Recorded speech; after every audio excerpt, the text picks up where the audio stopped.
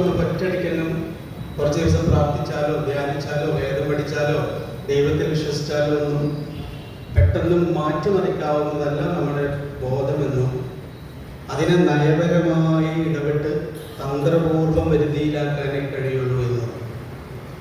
അതുകൊണ്ടാണ് നാരായണ ഗുരു ആത്മോപദേശ ശതകത്തിൽ പറയുന്നത് അധമണയാതെ അകതാരമർത്തിടയണമെന്ന്. ഒരു നിത്യയുടെ അടുത്ത് ചെല്ലുമ്പോഴാണ് കുറവുകളെ പ്രതി വിഷമിക്കേണ്ടതില്ല എന്ന് ഞാൻ ആദ്യമായിട്ട് തിരിച്ചറിയുന്നു. എന്നിലുള്ള പരിമിതികളെ പ്രതി വിഷമിക്കേണ്ടതില്ല.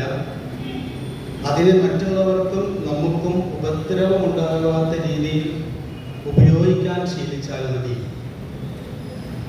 അത് പഠിപ്പിച്ച അതുവരെ നമ്മൾ വെളിച്ചത്തെക്കുറിച്ച് ധ്യാനിക്കും തോറും ഇരുട്ടുള്ള മനുഷ്യരായി മാറുന്ന ഒരു ആത്മീയ സംസ്കാരമാണ് നമുക്കുള്ളത്. നമ്മളുടെ ഉള്ളിൽ അസൂയയിലേക്കും വെറുപ്പിലേക്കും വിദ്വേഷത്തിലേക്കും ഇങ്ങനെ നോക്കി സ്വയം പഴിച്ചുകൊണ്ടിരിക്കും. അതിനു പകരം ഗുരുനിത്യ പറയുന്നത് അതവിടെ കളിച്ചു പൊക്കോട്ടെ. നീ നല്ല പൂവിനെ നോക്കൂ, ചന്ദ്രനെ നോക്കൂ, നല്ല ആശയങ്ങളിലേക്ക് നോക്കൂ, നല്ല മനുഷ്യരിലേക്ക് നോക്കൂ, ഉന്നതമായ മൂല്യത്തിലേക്ക് നോക്കൂ, നിന്നിൽ തന്നെയുള്ളതിലേക്ക് നോക്കൂ. ബോധത്തിൽ ഉണർന്നു വരുന്ന നമ്മുടെ ശീലവിധേയമായ സംസ്കാരങ്ങളുടെ ഉൾത്തള്ളലുകളിലേക്ക് നോക്കി പരിതപിക്കേണ്ടതില്ല. അതിൻ്റെ അവകാശം നീയല്ല. അത് ജീവൻ രൂപപ്പെട്ടത് മുതൽ ഏതേത് ജീവരൂപങ്ങളിലൂടെയൊക്കെ ജീവൻ പ്രവഹിച്ചു വന്നിട്ടുണ്ടോ അതിൻ്റെ മുഴുവൻ സംഘാതമാണ് ഒരു വ്യക്തിയുടെ ബോധം എന്ന് പറയുന്നത്. അതിലെ തിരയിളക്കങ്ങളെ കണ്ട് നീ വിഷമിക്കേണ്ടതില്ല. അതിനൊരു തിരയിളക്കമായി കണ്ട് അത് നിനക്ക് മറ്റുള്ളവർക്ക് വിഷമം ഉണ്ടാക്കാത്ത രീതിയിൽ അതിനെ ഉപയോഗിക്കാൻ ശീലിച്ചാൽ മതി എന്ന് പറയുന്ന ഒരു വെളിച്ചം, ഒരു സെൽഫ് റെസ്പെക്റ്റ് അപ്പോഴാണ് ഉണ്ടാകുന്നത്. ഞാൻ അത്ര കുഴപ്പമുള്ള ആളൊന്നുമല്ല എന്ന് നമ്മളുടെ എല്ലാ പരിമിതികളോടും കൂടി സ്വീകരിക്കാവുന്ന ഒരു മനസ്സ് തന്നു, ഒരു വെളിച്ചം തന്നു, ഒരു അറിവ് തന്നു എന്നുള്ളതാണ്. എന്നോട് ഒരുപാട് സുഹൃത്തുക്കൾ ചോദിച്ചിട്ടുണ്ട്, ഈ ഗുരുനിത്യ എന്തിനാണ് സിമോൺ ഡി ബൊവയുടെ കഥ പറയുന്നത് എഴുതുന്നത്, നെരൂദയുടെ ഓർമ്മക്കുറിപ്പുകൾ എഴുതുന്നത്? അതൊക്കെ ഈ മനസ്സുമായിട്ട് ബന്ധപ്പെട്ട് സാധാരണ കാര്യങ്ങളല്ല. ഗുരുനിത്യ ആത്മാവിനെയും ദൈവത്തെയും കുറച്ചു നാൾ വിശ്രമിക്കാൻ അനുവദിച്ച് ജീവിതത്തെക്കുറിച്ച് എഴുതി തുടങ്ങിയ ഒരാളാണ്. ജീവിതത്തിൽ നിന്ന് ആത്മാവിലേക്ക് പോയി ജീവിതം മറന്നുപോയ മനുഷ്യരിലേക്ക് കുറച്ച് ദൈവത്തിനും ആത്മാവിനും അവിടെ നിന്ന് വിശ്രമിക്കട്ടെ, നിങ്ങളുടെ ചിന്താ വിഷയം ജീവിതമാവട്ടെ. ആദ്യം ഞാനൊരു സൂഫിയെ കാണാൻ ചെന്നപ്പോൾ അദ്ദേഹം എന്നോട് പറഞ്ഞത്, ജി അള്ളാനെ വിട്ട് നിന്നെ പിടിക്കട, അപ്പോൾ അള്ളാഹ് നിന്നെ പിടിക്കുമെന്നാണ്. നമ്മൾ നമ്മളെയും നമ്മുടെ തൊട്ടടുത്തിരിക്കുന്നവരെയും വിട്ട് അള്ളാനെ പിടിക്കാൻ നടന്നപ്പോൾ അദ്ദേഹം പറയണം, അള്ളാഹ് ഇവിടെ നിന്നിരിക്കട്ടെ, നീ ആദ്യം നിന്നെ പിടിക്കും. നീ നിന്നെ ഒന്ന് വൃത്തിയായി പിടിച്ചാൽ അള്ളാഹ് നിന്നെ പിടിച്ചു. ഗുരുനിത്യ എന്ന് മറ്റൊരു ഭാഷയിൽ പറയുന്നത് ദൈവത്തെയും ബ്രഹ്മത്തെയും ആത്മാവിനെയും പ്രകൃതിയെയും ഒക്കെ സ്നേഹിക്കാൻ എളുപ്പമാണ്. നല്ലൊരു വെളിച്ചമുള്ള ചിന്ത മതി. പക്ഷെ തൊട്ടടുത്തിരിക്കുന്ന ആളെ സ്നേഹിക്കാൻ എളുപ്പമല്ല. നമ്മളിലുള്ളത് അയാളുമായി പങ്കുവെക്കേണ്ടി വരും. നമ്മളിൽ പലതും വിട്ടുകൊടുക്കേണ്ടി വരും.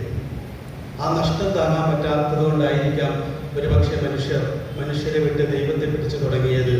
കാരണം അവിടെ ലാഭമുള്ള നഷ്ടമല്ല. നമ്മളുടെ അഹന്തയ്ക്ക് മുറിവേൽക്കുന്നില്ല, നമ്മുടെ ഭൗതിക വസ്തുക്കൾ നഷ്ടപ്പെടുന്നില്ല, ആരും നമ്മളെ സ്പർശിക്കുന്നില്ല. അവിടെ വൈകാരികമായ ഒരു ആനുഭൂതിക പ്രപഞ്ചത്തിൽ നമുക്ക് ഇങ്ങനെ അഭിനയിക്കാൻ പറ്റും. പക്ഷെ തൊട്ടടുത്തിരിക്കുന്നവരോട് സ്നേഹിക്കാൻ തുടങ്ങിയാൽ ആ നിമിഷം മുതൽ നമുക്ക് നഷ്ടം തുടങ്ങുകയാണ്. അയാളുടെ വിഷയം എന്താണ്? അയാളുടെ സാമ്പത്തികമായ പ്രയാസമുണ്ടോ? അയാൾക്ക് മാനസികമായിട്ട് ബുദ്ധിമുട്ടുണ്ടോ? ഞാൻ എൻ്റെ പണികളൊക്കെ മാറ്റിവെച്ച് അയാളുടെ കൂടെ കുറച്ച് സമയം ചെലവഴിക്കണം. ഇതൊക്കെ ചെയ്തുകൊണ്ടിരുന്ന ഒരു മനുഷ്യനെയാണ് ഒരു 3-4 വർഷക്കാലം ഫീൽഡിൽ ഞാൻ അനുഭവിച്ചത്. ആരദ്ദേഹത്തെ കാണാൻ വന്നാലും അതെത്ര പേരുണ്ടെങ്കിലും എത്ര ഗൗരവമുള്ള പണിയാണെങ്കിലും അത് മാറ്റിവെച്ച് ആ ആൾക്ക് യാതൊരു തിരക്കുമില്ലാതെ സമയം കൊടുക്കുന്ന ഒരു മനുഷ്യൻ. സ്നേഹം എന്ന് പറഞ്ഞാൽ സമയം കൊടുക്കലാണെന്ന് പഠിപ്പിച്ച മനുഷ്യൻ. യോഗ എന്ന് പറഞ്ഞാൽ എവിടെയൊക്കെ പിണക്കങ്ങളുണ്ടോ അവിടെയൊക്കെ ഇണക്കം ഉണ്ടാക്കുന്നതാണ് യോഗ. എന്ത് മനോഹരമായിട്ടുള്ള പ്രയോഗങ്ങളാണ് ഇതിൻ്റെ.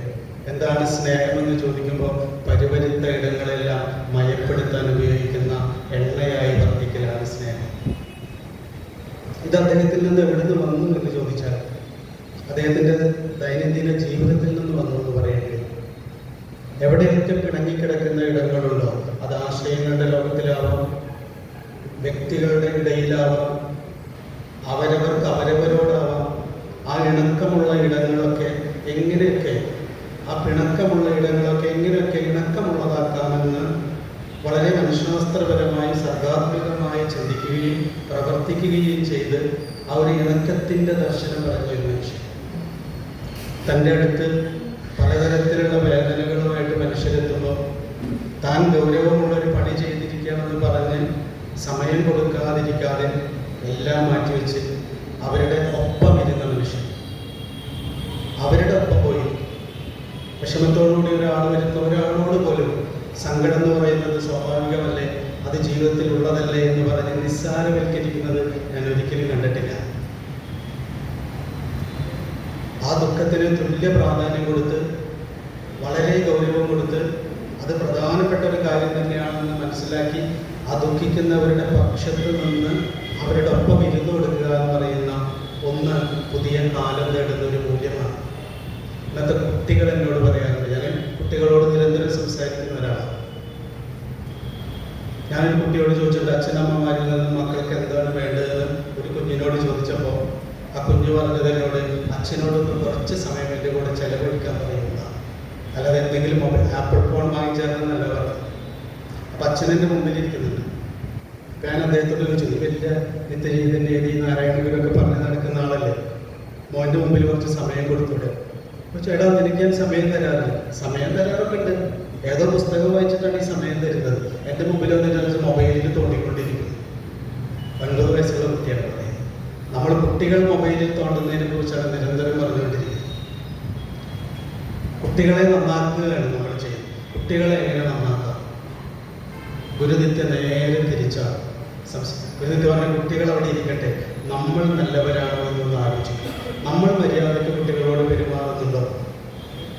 ഇങ്ങനെ പുതിയ കാലം തേടുന്ന ഏറ്റവും വലിയ മൂല്യബോധം എന്ന് പറയുന്നത് കുഞ്ഞുങ്ങളോട് മര്യാദയ്ക്ക് പെരുമാറാൻ ശീലിക്കുന്ന മുതിർന്ന ഒരു തലമുറയോട് ഉണ്ടായി വരുന്നതാണ്.